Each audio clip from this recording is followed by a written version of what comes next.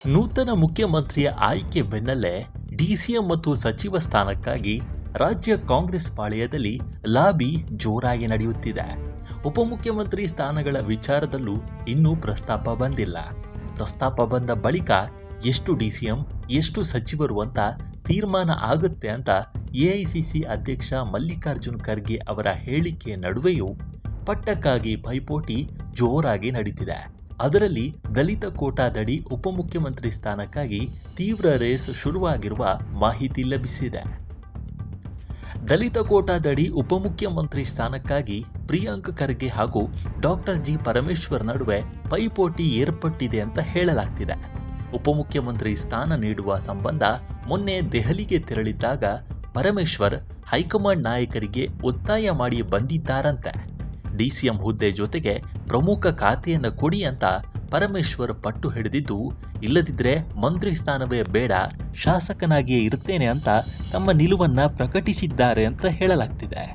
ಕಳೆದ ಬಾರಿ ನೀಡಿದ್ದ ಗೃಹ ಇಲಾಖೆಯೂ ಬೇಡ ಎಂದು ಅವರು ಹೇಳಿದ್ದು ಎಐಸಿಸಿ ಅಧ್ಯಕ್ಷ ಖರ್ಗೆ ಬಳಿಯೇ ನೇರವಾಗಿ ಅಸಮಾಧಾನ ಹೊರಹಾಕಿದ್ದಾರಂತೆ.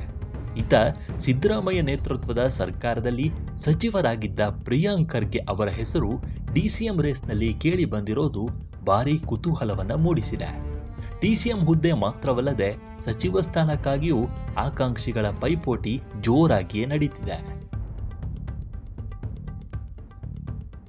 ಸಿದ್ದರಾಮಯ್ಯ ಸರ್ಕಾರದಲ್ಲಿ ಸಚಿವರಾಗಿದ್ದವರು ಮತ್ತೆ ಸ್ಥಾನ ಗಿಟ್ಟಿಸುವ ಪ್ರಯತ್ನದಲ್ಲಿದ್ದರೆ, ಹಿರಿಯರಾಗಿಯೂ ಸ್ಥಾನ ಸಿಗದವರು ಕೂಡ ಲಾಬಿಗೆ ಇಳಿದಿದ್ದಾರೆ.